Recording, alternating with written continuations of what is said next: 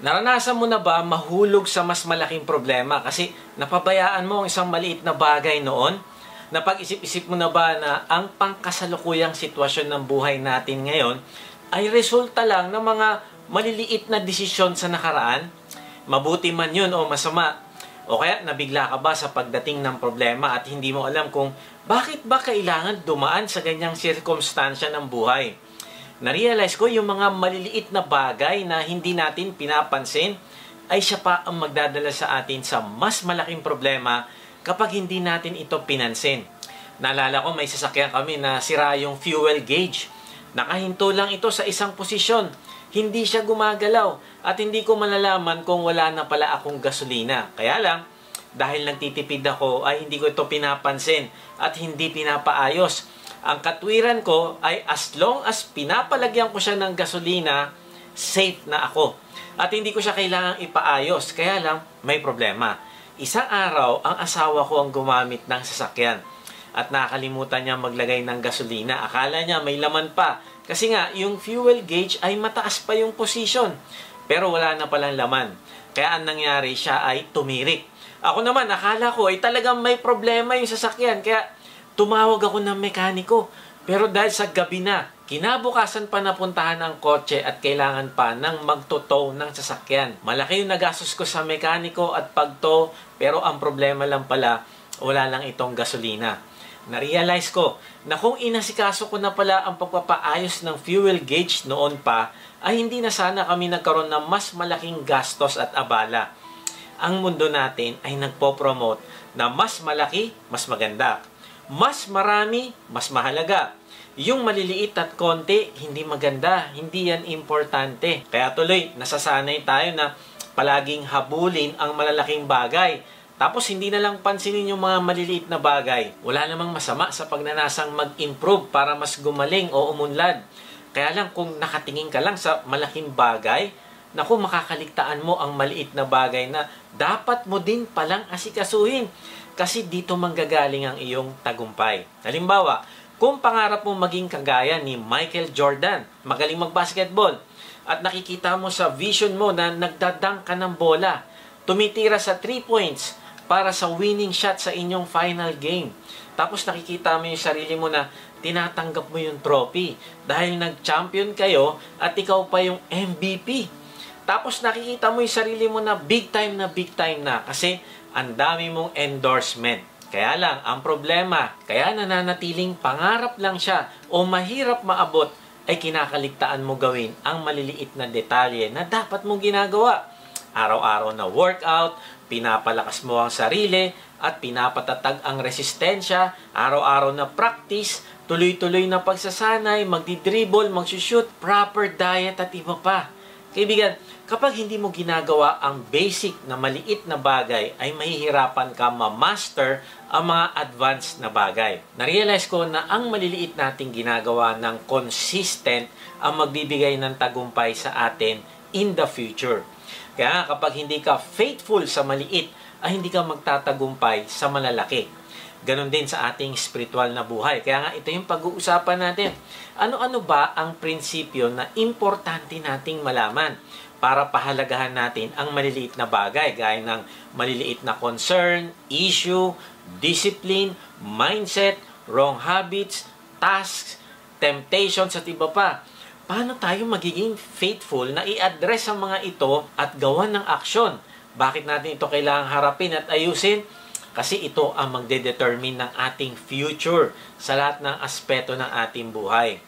Ngayon yung last part ng ating series na Change Habit, Change Life. Kung gusto mo magkaroon ng pagbabago sa iyong buhay, ay kailangan mo paunlarin ang habit of self-examination. Pangalawa, habit of simplicity. Pangatlo, habit of solitude. At last week, pinag-usapan natin ang habit of godly sorrow.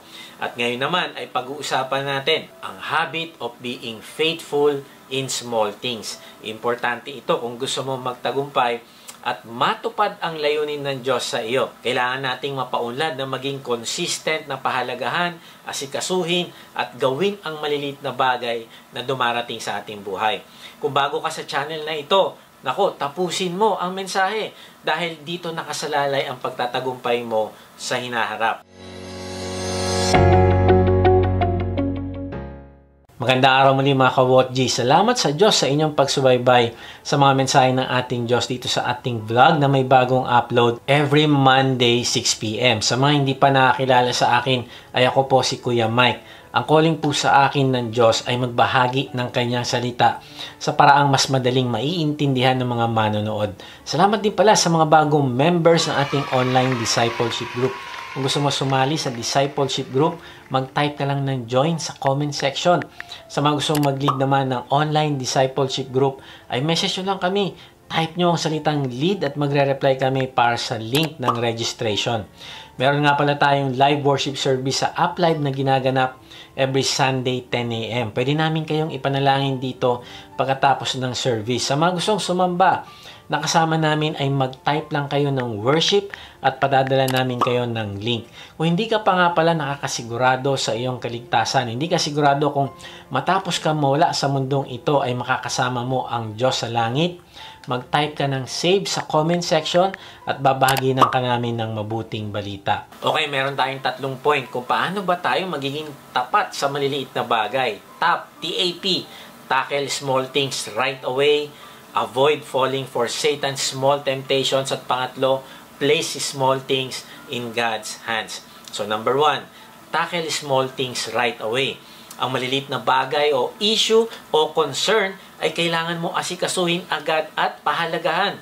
Sabi sa Luke 16:10, ang tao mapagkakatiwalaan sa maliliit na bagay ay mapagkakatiwalaan din sa malalaking bagay. Kaibigan, ang tao mapagkakatiwalaan sa maliliit na bagay ay mapagkakatiwalaan din sa malalaking bagay. Kaibigan, gusto mo bang pagkatiwalaan ka ng Diyos?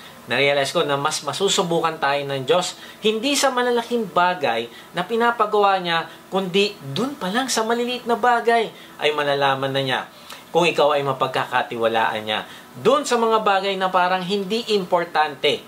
So, ano ang dahilan? Bakit kailangan nating ayusin agad o gawin ang maliliit na bagay? Kasi small things can grow into big things. Yung maliliit na bagay, lumalaki yan. Ang maliit na kasalanan, dadami at lalaki. Yung hindi mo pagpansin sa maliliit na masamang ugali ay magiging dahilan para mas maging madali na sa'yo gawin ang mas malaking kasalanan in the future. Noong araw, ang sex sa labas ng marriage ay isang seryosong kasalanan, pero ngayon, normal na lang ito. At kapag nagpakasal ka ng virgin pa, naku, pagtatawanan ka dahil abnormal daw ito. Ang isang maliit na kasalanan na ini-ignore mo ay lalaki dahil kalaunan akala mo tama ito. Nagkaroon ka na ng kalyo sa puso. Nakondisyon na ang ating isip na okay lang ito sa Diyos. Mali, kaibigan. And then isa pa, madalas natatawa tayo at sinasabihan natin ng cute yung mga pagsuway-suway, pagsagot-sagot o disobedience ng ating mga anak. Akala natin cute to, akala natin maliit na bagay lang ito, hindi ito big deal. Pero pagdating ng araw, nagdadalamhati naman tayo kapag lumaki silang rebellious. Nagdadalamhati tayo kapag nakagawa na sila ng krimen at naaresto. Pero no araw, hindi natin pinapahalaga ng pagdidisiplina at pagtutuwid sa kanila at paglapit sa kanila sa Diyos. Bakit? Kasi akala natin, yung maliliit na bagay na yan, hindi lumalaki. Kaibigan, alalahanin mo na isang maliit na gamunggo na laki ng blood clot, kayang pumatay ng tao na 250 pounds ang laki. Kung ini-ignore mo ang maliliit na chest pain, maaaring mauwi ito sa heart attack at mamatay ka. Yung maliliit na bisyo mo ngayon ay lalaki at magiging addiction hanggang sirain nito ang iyong pamilya, kalusugan at buhay. Kaibigan, alalahanin mo ito. Lumalaki ang mga maliliit na bagay kapag pinabayaan mo. Kaya nga, tackle small things right away. Bakit? Kasi hindi lang lumalaki ang mga maliliit na bagay, kundi pangalawa, God tests us with small things before trusting us with greater ones. Susubukan ka muna ng Diyos sa maliliit na bagay bago ka bigyan ng malalaki. Halimbawa sa trabaho, gusto mo maging manager agad. Nako, kailangan mo muna maging tapat sa maliliit na bagay. Yung simpleng paglilinis at pag-aayos ng iyong mesa at pagtapos ng mga maliliit na gawain sa tamang oras ay malaki ang tsansa na mapagkatiwalaan ka rin sa mas malaking responsibilidad. sa iyong trabaho. Kung tapat ka sa oras, hindi mo ninanakaw ang oras ng kumpanya sa cellphone o pakikipagkwentuhan, nagtatrabaho ka, kaya may nakakakita o wala. Tapos kahit wala pa ang takdang oras ng pasok, naku, naroon ka na. Nagpaplano ka na ng mga gagawin mo. Sa halip na magreklamo, ay ginagawa mo na lang ang trabaho mo ng mabuti. Kaibigan, yung maliliit na bagay na ito na consistently ginagawa mo ay aani ng pagtitiwala sa iyong boss at aani ng pagtitiwala ng Diyos na magbibigay naman ng promotion mo. Halimbawa naman, nangangarap ka na ang buong pamilya mo ay madala mo sa Panginoong Hesus na siya ang magiging sentro ng inyong buhay. Nako, kailangan mo maging tapat sa maliliit na bagay. Yung simpleng mga bagay tulad ng pagluluto, pag-aalaga sa mga bata, at pagtuturo sa kanila ng tama at mali ayon sa salita ng Diyos. Naku, ikaw ay nagiging responsableng magulang. Hindi mo iniisip na basta nakapagbigay na ako ng pera, okay na yon. Hindi, ang nasa isip mo ay magtanim ka ng magtanim consistently ng aral ng Diyos sa kanila araw-araw sa pamamagitan ng pagiging modelo ng pagmamahal sa Diyos at modelo ng paglilingkod. Yung simpleng pananalangin nyo ng sabay sa pagkain at sa gabi bago matulog, araw-araw ay sobrang magkakaroon ng influence sa kanila. Yung simpleng nakikita kanila na nagugugol ng panahon sa pakikipag-usap mo sa Diyos, naku, sobrang malaking impact yan sa kanila. Alam mo si John Wesley, isang napakagaling na preacher. Siya ang founder ng Methodist movement. Isa siyang magaling na theologian. Pero ang tanong, paano siya naging ganon? Kasi na-influence siya ng kanyang nanay, si Susanna Wesley. Araw-araw ay nananalangin si Susana. Nagka-quiet time. At dahil maliit lang yung bahay nila, marami silang anak noon, ay para hindi siya maistorbo, yung kanyang apron ay tinatalokbong niya. Tinatakip niya sa kanyang ulo. Alam ng kanyang mga anak na kapag nagtalokbong na si Susana, ay hindi siya pwedeng istorbohin sa kanyang time kay Lord. Alam mo, nakakalungkot kasi palagi ko naririnig sa mga Kristiyano, sana ang mga anak ko at asawa ko ay makilala nila si Lord. Sana makasama ko sila sa worship. Sana maging sentro ng pamilya namin si Lord. At sabay-sabay kami maglilingkod sa Kanya. Kaibigan, napakaganda ng pangarap mo. Pero ang tanong, ay faithful ka ba sa maliliit na bagay? Nakikita ba nila ang intimate relationship mo sa Diyos? Alam mo kaibigan, itong maliliit na bagay na ito, kung consistent ka, ito ang tanda na kaya mo ring pamahalaan ang mas malaking hamon sa pamilya. Ito rin ang tanda na pwede kang pagkatiwalaan ng Diyos ng spiritual family na gagabayan mo at i-disciple. Kasi kung hindi ka faithful sa pag-disciple sa iyong family, paano ka pabubungahin ng Diyos sa iyong ministry? Kung nagiging tapat ka sa paghawak ng iyong maliit na sweldo, nagtitipid at nagbabayad ng utang sa tamang oras, ay mapagkakatiwalaan ka ng Diyos na kaya mo ring pangasiwaan ang mas malaking halaga ng pera sa hinaharap. Kaya kung gusto mo mabiyayaan ng malaking pera, ay kailangan mapagkatiwalaan ka muna sa maliit na halaga. Kung sa maliit na gawain sa church tulad ng pagtulong sa pag-aayos ng mga upuan o pagiging bahagi ng isang maliit na ministry, hindi mo sasabihin, nako, mababa masyado yung gawain na yan, ayoko sumali dyan. Nako kaibigan, kung lahat ginagawa mo, maliit man, malaki, nagiging tapat at masigasig ka. Ito'y nagpapakita na maaari kang mapagkatiwalaan ng Diyos sa mas malaking tungkulin sa kanyang kaharian. Kaibigan, maaaring gusto mo magpastor ng libo-libong tao. Grabe, napakaganda niyan. Pero kaibigan, maging faithful ka muna sa maliit. Mag-disciple ka muna ng 2 o 5 ng tuloy-tuloy. Maging faithful ka muna sa pagpapalago ng iyong intimacy sa Diyos. Kasi wala kang magagawang mabunga sa kaharian ng Diyos kung hindi ka mananatili sa Kanya. O kaya naman sabi mo, gusto ko maging magaling na D-group leader at mag-multiply. Kaibigan, kailangan mo maging faithful na umattend sa yung D-group leader. Paano ka magiging mabuting discipler kung hindi ka masipag na disciple? At hindi nakikita sa iyo ang humility. Paano ka magiging tapat sa paggawa ng alagad kung iniisip mo na alam mo na ang lahat at di na kailangan ng D-group leader? Mali kaibigan. Suriin mo ang iyong sarili kung ano mga maliliit na bagay ang kailangan mo gawin ng tuloy-tuloy upang ito ay magbunga ng tagumpay sa iyo sa bawat aspeto ng iyong buhay. Tanungin mo ito sa sarili. Kailan ka gumawa ng isang maliit na bagay para sa iyong asawa? Intentional ka ba na maglaan ng oras para i-date ang iyong asawa? Yung hindi kasama ang inyong mga anak ha? Kailan ka nagbigay ng time sa iyong anak? Makipaglaro, bumaba sa level nila, maging interesado sa kanilang ginagawa o nilalaro. Kailan mo sila binigyan ng time para makausap o makasama sa pagkain? Kailan ka nagbigay ng time para makapag-devotion kayo? Kaibigan, simulan mong maging involved sa buhay ng iyong mga anak. Simulan mong gawin ang maliliit na bagay na hindi mo minsan pinapansin. Simulan mo gumawa ng paraan na makapaglingkod din sa Diyos sa maliit na paraan at gawin mo ito ng tuloy-tuloy.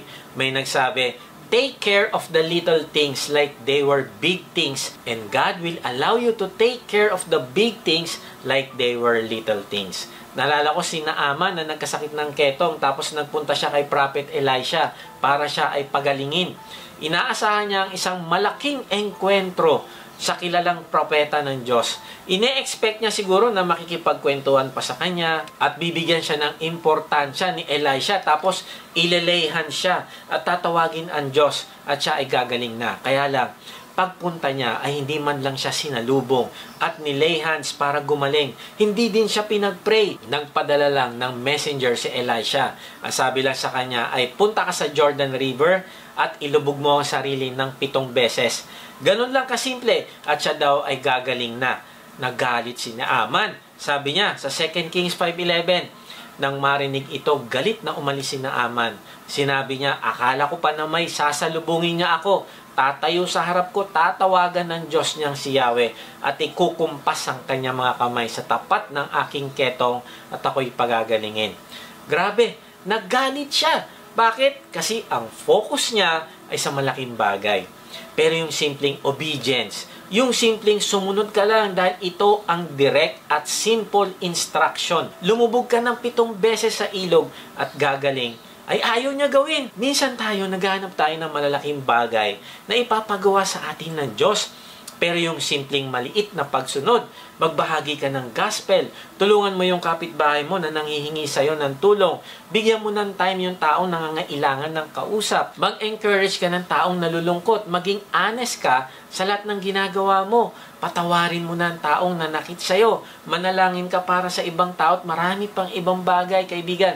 Hindi ko alam kung anong inutos ng Diyos sa iyo na iniisip mo na hindi naman importante, maliit lang yan, walang big deal. Kaibigan, kung gusto mo mapabuti, ay huwag mong kaligtaan asikasuhin ang maliliit na bagay.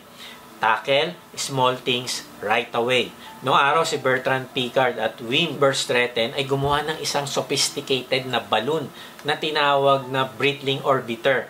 Ang goal ay maging kauna-unahang tao na iikot sa buong mundo sa pamamagitan ng balloon.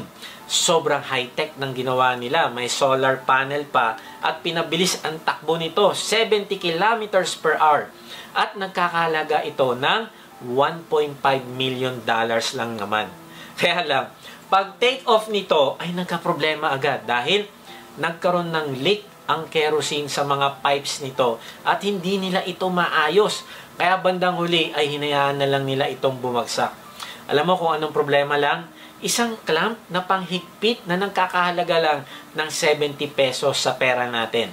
Hindi nila masyadong binigyang halaga itong ganitong clamp. Na-realize ko na kayang pabagsakin ng isang maliit na bagay ang isang napakalaking kumpanya, church, family at iba pa kung hindi natin ito aasikasuhin at aaksyonan. Ganon din naman ang desire para sa atin ng Diyos ay maging matagumpay sa lahat ng area ng buhay natin. Kaya lang, kung ini-ignore lang natin ang maliliit na bagay sa buhay natin, naku, magiging daan ito para hindi natin matupad ang napakagandang plano ng Diyos para sa atin. Kaibigan, take care of little things in your life. Be faithful. So, paano ba tayo magiging tapat sa maliliit na bagay? Una, tackle small things right away. At pangalawa, avoid falling for Satan's small temptations. Huwag mo hayaang ang maliit na temptation ay sumira sa iyo. Sabi sa awit ni Solomon 2:15, asong gubat ay hulihin, maninira ng ubasan. Baka pumasok sa ating namumulaklak na ubasan. Ayon sa talata ay ano daw ang gagawin sa asong gubat? Ang sabi ay hulihin. Bakit? kasi maninira siya ng ubasan. Ito'y nagpapahiwatig ng pagiging maingat sa anumang maliit na temptation ng dyablo na maaaring sumira sa ating buhay. Hindi ka tutuksohin ng dyablo para magnakaw ng bangko. Pero tutuksohin ka niyang mandaya sa iyong exam sa eskwelahan. Tutuksohin ka niyang dayain ng iyong time card. Ewan ko kung meron pa ring time card ngayon. Pero ang point, wag mo hahayaang makapasok sa iyo ang asong gubat. Bakit? Kasi pag napaniwala ka niya na okay lang yan, maliit na bagay lang yan, ay sa susunod, ibibigay niya na sa iyo ang mas matinding temptation. Kapag napaniwala ka niya na okay lang makipagpalitan ng mga komentong hindi nararapat sa opposite sex, lalo na kapag ikaw ay may asawa na, ay hindi magtatagal, mahuhulog ang loob mo sa kanya at magkakasala kayo.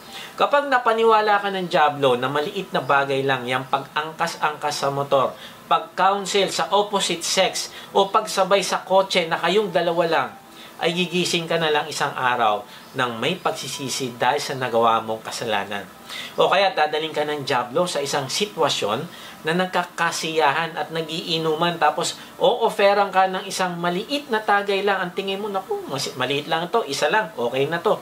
At iniisip mo, maliit lang, kontrolado mo siya, pero hindi mo namamalaya, nakakarami ka na. At nasasanay na hanggang sa maging alcoholic ka na o dahil sa nalasing ka, hindi mo na alam ang sumunod na nangyari. Ikaw ay napasok sa isang maling relasyon na hanggang ngayon hindi ka makaalis at eventually nasira na din ang iyong pamilya. Kaibigan, kung hahayaan mo ang mga maliliit na temptation ay hindi magtatagal ay dadalhin ng dyablo ang mas malalaking pasabog na sisira sa iyo. Kaya nga kailangan nating i-address ang maliliit na temptation agad-agad. Halimbawa, kagaya ng pagsisinungaling. Naalala ko, ang isa nating kapatid, kinuwento niya sa amin na short yung kanyang benta. Hindi siya nakaabot sa kota para mabigyan ng bonus. Kaya yung kasama niya na ahente nag-offer na bigyan siya ng sobra nitong benta para makita sa record na naabot niya yung kanyang kota. Kaya lang, ay itong kapatid natin na ito na-convict ng Diyos. Buti na lang at hindi natuloy ang pagbibigay ng bonus dahil merong naging problema sa kanilang recording. Alam mo, ginawa nung kapatid natin, pinuntahan niya ang manager nila at umamin sa kanyang ginawa at humingi ng kapatawaran. Praise God at hindi siya tinanggal. At ngayon ay naging mas maingat na siya sa mga ganitong temptation. Kaibigan, ito yung pagtakel sa maliliit na bagay at pag-iwas sa maliliit na temptation ng dyablo. Naalala ko na ako din ay nagsimula sa maliliit na bagay na ninanakaw ko nung ako'y nagtrabaho noon. Nagsimula sa siopaw, naging chicken, tapos naging ice cream, hanggang sa pera na ninanakaw ko sa kaha, nagsimula sa barya hanggang sa lumaki ng lumaki, at naging habit ko na ito sa lahat ng napasukan kong trabaho. Pero praise God, dahil nakilala ko ang Panginoong Yesus na nagpalaya sa akin mula sa masamang gawain na ito. Pwedeng ang maliit na temptation sa atin ay chismis. Kapatid, pag-pray natin si ganyan kasi ganito nangyari sa kanya. O kaya yung simpleng pag-entertain mo sa kinukwento sa'yo laban sa isang tao na hindi nyo naman kasama ay mauuwi sa isang habit na mahirap tanggalin. Ano yon? Habit ng chismis. Na-realize ko na pati ang mga pastor ay hindi exempted. Kapag nakita ka ng pastor na nahulog sa immorality, ay aalalahanin mo na hindi ito nangyari ng biglaan. Ito ay nagsimula sa isang maliit na kwentuhan, pag-inom, nahulog ang damdamin sa isa't isa, tapos nasubukan magkasala, tapos hindi nahuli, kaya inulit-ulit hanggang sa naging natural na lang ito sa kanila at hindi na nila alam kung tama ba o mali ang kanilang ginagawa. Hanggang sa nasira din ang kanyang pamilya, pati na ang kanyang ministry. Sabi sa Galatians 5:9, ang sabi nga, nagpapaalsa ng kaunting pampaalsa ang buong masa ng harina. Ang sabi, naaapektuhan ang buong masa ng harina kahit konting pampaalsa lang ang ilagay mo. Kaibigan, ganun din ang kasalanan. Maaapektuhan nito ang iyong buong pagkatao at maaapektuhan din nito ang buong katawan ng Panginoong Yesus, ang kanyang church, kapag pinabayaan natin ang maliliit na kasalanan. Si Samson ay nagsimula din sa maliit na temptation. Gusto niya mag-asawa ng isang babae na hindi nila kalahi. Sabi sa Hukom 14:1-3, minsan nagpunta si Samson sa Timna at nakakita siya roon ng isang dalagang Filistea. Nang siya'y umuwi, sinabi niya sa kanyang mga magulang, mayroon po akong nakitang isang dalagang Filistea sa Timna. Kunin po ninyo siya para sa akin. Gusto ko siya mapangasawa. Bakit naman gusto mo pang sa angkan ng mga hindi tuling yon kapipili ng mapapangasawa? Wala ka bang mapili sa ating angkan, sa ating mga kababayan?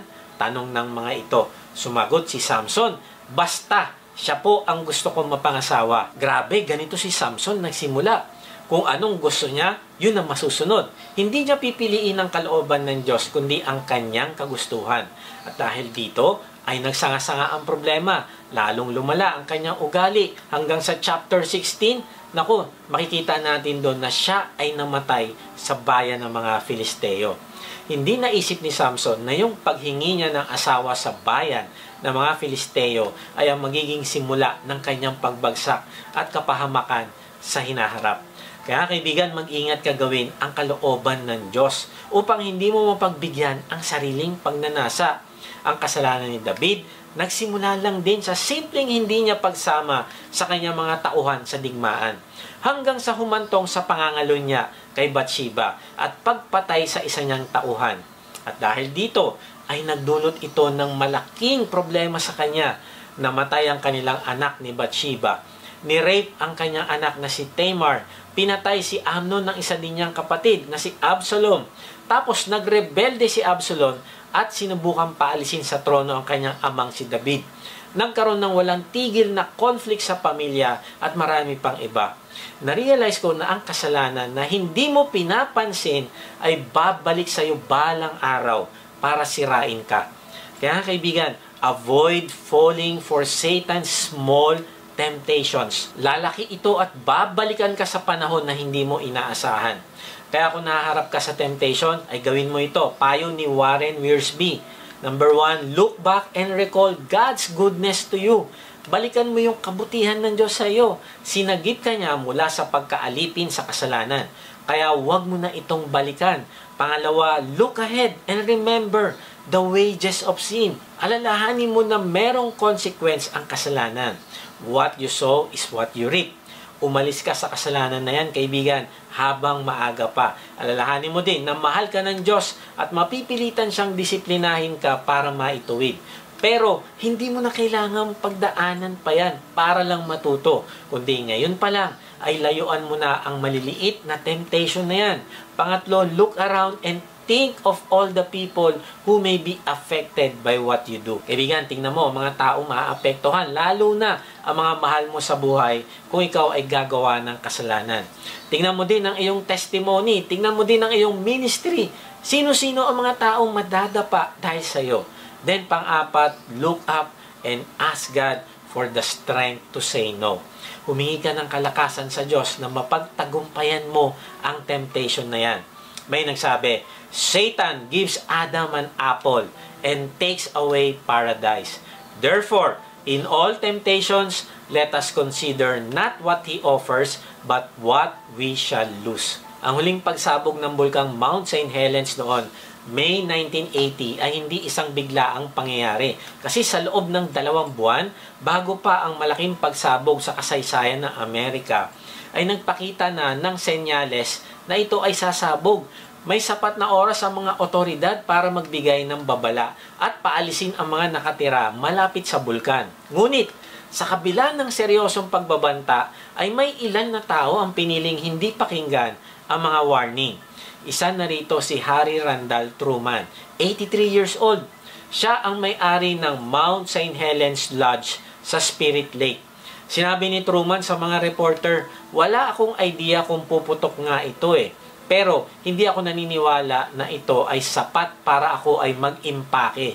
Kaya ang nangyari ay noong May 18, 1980, si Truman at ang kanyang lodge ay nalibing sa ilalim ng 150 feet na putik mula sa pagsabog ng bulkan.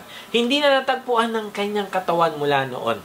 Kaibigan, kahangalan ang makakita ng panganib o tukso at isipin na tayo ay ligtas sa mga kahihinatnan o consequence nito.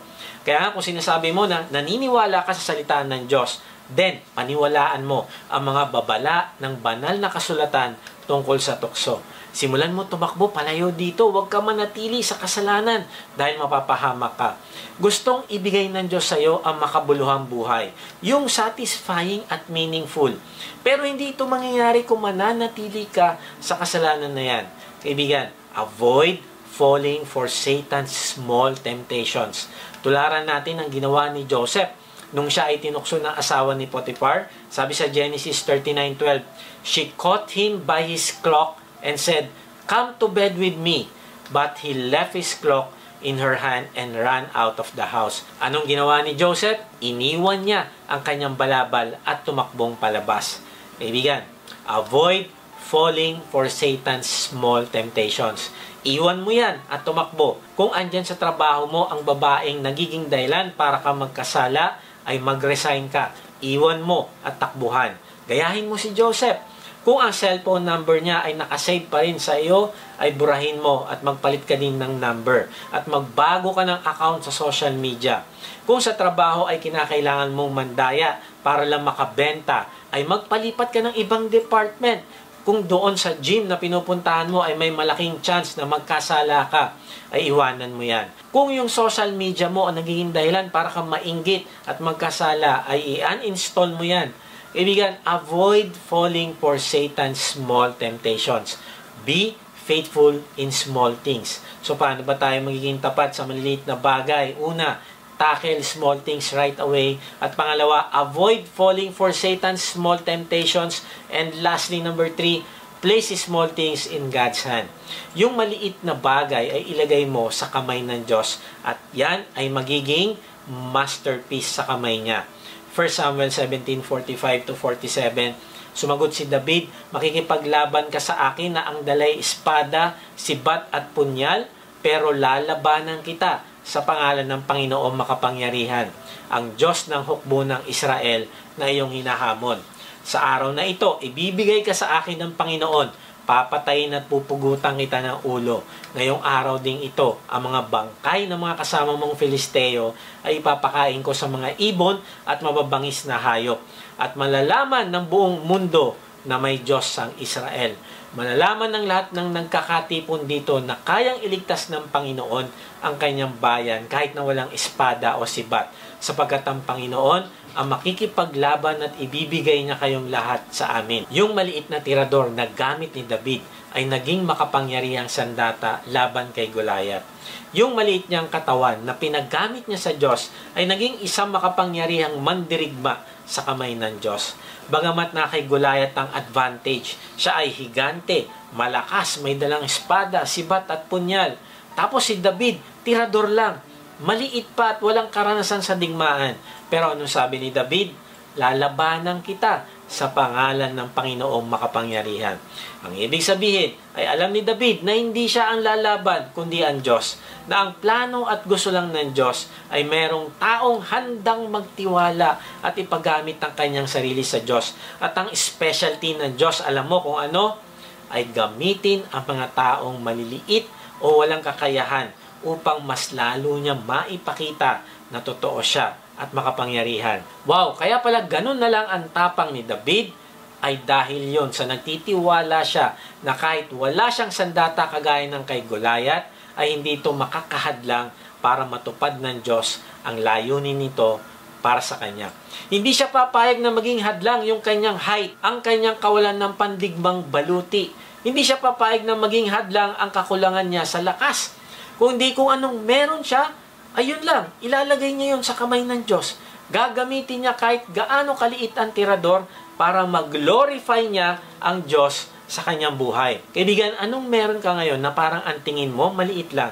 Hindi sapat, kaya hindi ka kumikilos para maglingkod sa Diyos.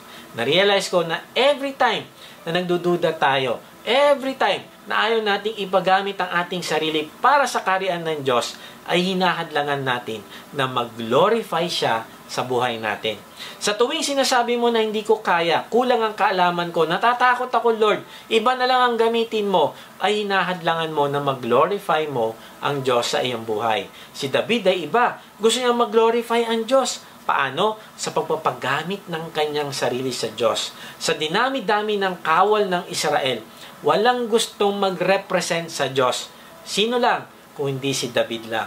Kapatid, sa dinami-dami ng tao sa buong mundo, sinasabi sa iyo ng Diyos ngayon, ipagamit mo sa Kanya ang iyong sarili. Hayaan mo na ang iyong buhay ay magbigay ng glory sa Kanya. Kaibigan, anong bagay ang inutos sa iyong ipagkatiwala mo sa Kanya? Ano nagiging hadlang? Bakit hindi mo maipagkatiwala sa Kanya ang bagay na yan? Kaibigan, huwag mo hayaang mangibabaw sa iyo ang takot, kundi magtiwala ka na ang Diyos ang lalaban at kikilos para sa iyo. Kaibigan, sa tuwing pinapagamit mo sa Diyos ang kung anumang meron ka, ay masasaksihan mo mismo kung paano siya kikilos. Ipapakita niya sa iyo na wala sa laki o dami o lakas ng tao ang kanyang tagumpay, kundi nasa Diyos. Huwag mo hayaan na ang buhay mo ay hindi magbigay ng glory sa Diyos. Mabibigay mo lang ang glory sa Kanya kung magsisimula ka i-represent ang Diyos sa buhay mo. Isa pang halimbawa, yung bata na merong 5 tinapay, 2 isda, na ibinigay niya sa kamay ng Panginoong Yesus. Sa paningin ng mga alagad, hindi sasapat kasi 5,000 ang kakain. Pero sa paningin ng bata, kakasya. Basta inilagay ko ito sa kamay ng Panginoong Yesus. Hindi inisip ng bata na ako naman ang mawawalan, baong ko ito sa tanghalian. Pero kung ibibigay ko sa dami namin, tiyak walang matitira sa akin. Pero hindi yun ang nasa isip niya. Alam niya na may gagawin ng Panginoong Yesus sa buhay niya. Kaya ibinigay niya yung kanyang pagkain. True enough, kasi naghimala ang Panginoong Yesus dahil lahat sila ay nakakain at nabusog at may tira pang 12 basket na puno ng tinapay. At marahil, pasalamat ng pasalamat ang bata sa Panginoong Yesus. Salamat po Lord, ginamit mo ang kung anong meron ako para sa gawain mo. Nasaksihan ko po ang himala mo sa buhay ko at ako ay naging instrumento para makapagpala din ng iba. Salamat po. Kaibigan, anong himala ng Diyos ang pinakita niya sa iyo para makapagpala at makapagpalakas ka ng pananampalataya ng iba? Kung wala kang maisip, ay marahil kailangan mo nang magsimula ipaggamit sa Diyos ang iyong sarili. Si Gideon, ganun din ang tingin niya sa sarili niya, maliit lang. Hindi karapat-dapat na mandirigma ng Panginoon. Pero ganun pa man, pinagkatiwala niya yung kanyang sarili sa Diyos. At sila nga ay nagtagumpay. Bakit? Dahil ang Diyos ang lumaban sa kanila. May nagsabi, I am like a little pencil in God's hand. He does the writing. The pencil has nothing to do with it. Wow, pag sinurrender mo ang iyong sarili at nagpagamit ka sa Diyos, ay para lang daw tayong lapis sa kamay ng Diyos. Siya ang magsusulat. Wala tayong kinalaman sa ginawa niya kung hindi nagpagamit lang tayo sa Kanya. Ang glory ay sa Kanya at wala sa atin. Kahit si Solomon na bata pa, walang karanasan sa pamahala sa buong kaharian ng Israel, ay nagpakita ng pagtitiwala sa Diyos. Humingi siya ng wisdom sa Diyos upang matupad niya yung plano nito sa Kanya, sa buong Israel. Kaya't ibinigay ng Diyos yung wisdom sa Kanya at hindi lang yon, pati yung yaman ay binigyan din siya. Mula sa isang inosente at may maliit na kakayahan, ay naging makapangyarihan at pinakamarunong na hari siya ng Israel sa kamay ng Diyos. Kaibigan, hindi mo kailangan magkaroon ng pinakamataas na edukasyon sa buong mundo para magamit ka ng Diyos. Hindi mo kailangan maging magaling sa fashion o sikat na celebrity para magamit ka ng Diyos. Hindi mo kailangan maging magandang lalaki o magandang babae para magamit ng Diyos. Hindi mo kailangan maging pinakamayaman sa buong mundo para magamit ka ng Diyos. Anong kailangan mo? Ang kailangan mo ay willingness na ipagamit ang sarili mo sa Diyos.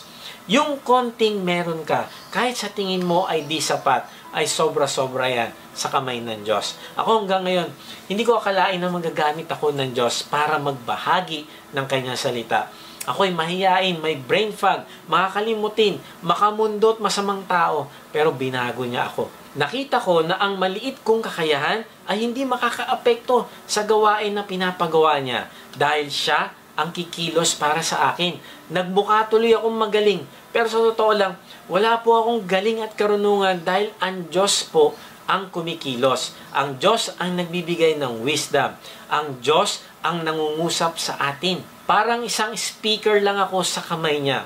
Pero siya ang nagpapatunog at nangungusap sa atin. Siya din ang nagmamahal ng walang kondisyon para sa akin.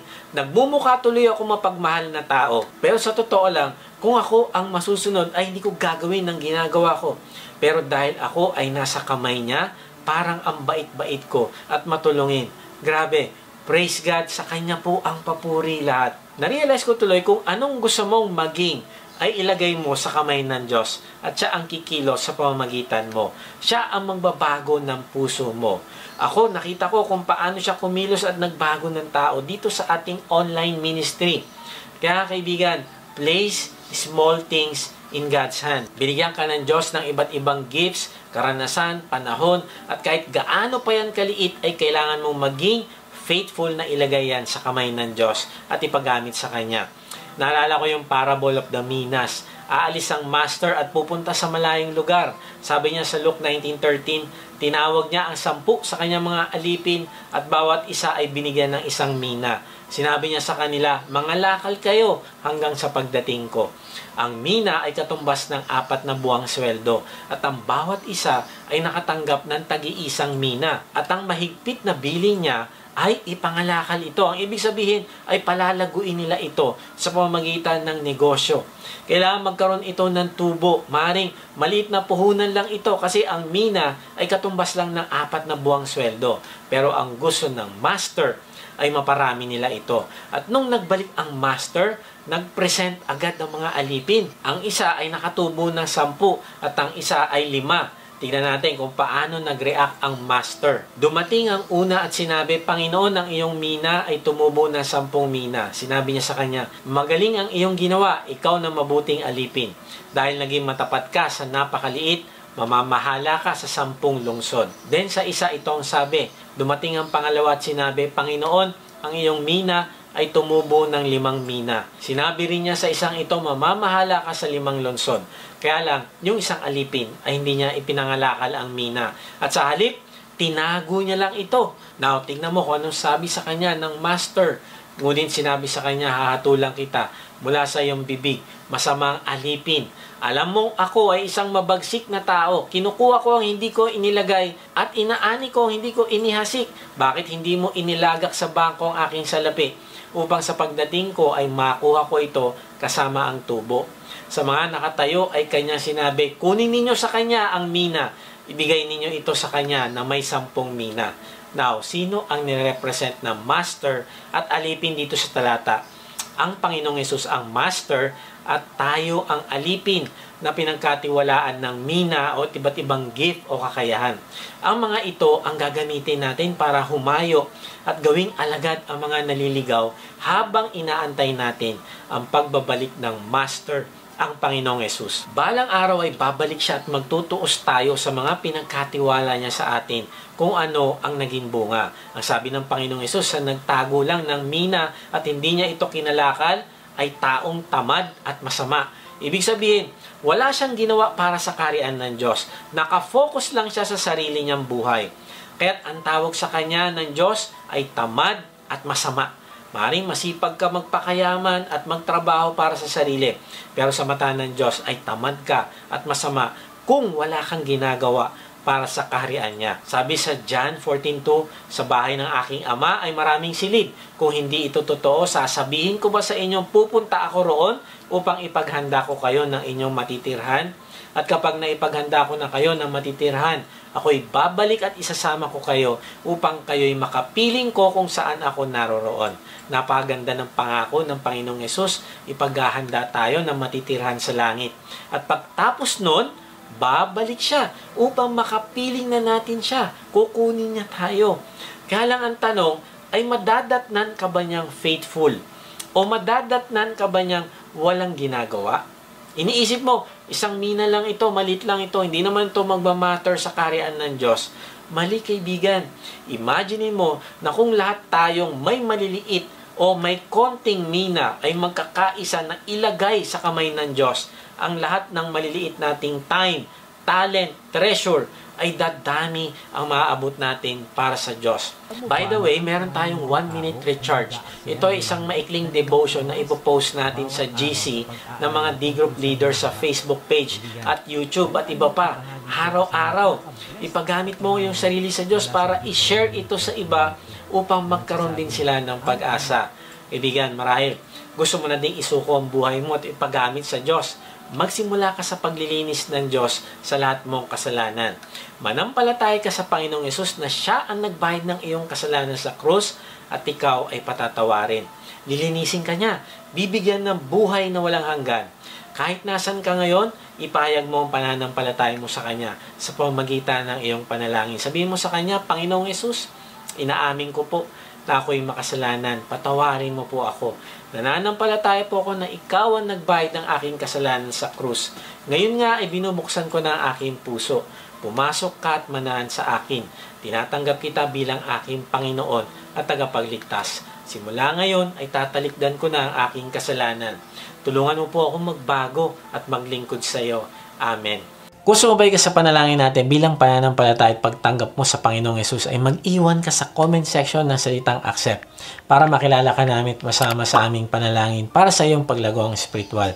Kung na-bless ka naman sa message na ito ay inaanya kitang mag-subscribe sa aking YouTube channel upang ma-notify ka pag may bago na kaming video. Ibahagi mo din ang mensahe na ito sa iba ng mga nanghihina, nakakaba sa buhay at nasa kabigatian upang ma-encourage sila na lumapit sa Diyos na nagmamahal sa atin. Kung gusto mo namang mas makilala pa ang Diyos, sumama ka lang sa aming online discipleship group. Type mo lang ang salitang join sa comment section. Kung napapanood mo naman ito sa Facebook, ay click mo lang yung send message at type mo doon ang salitang join.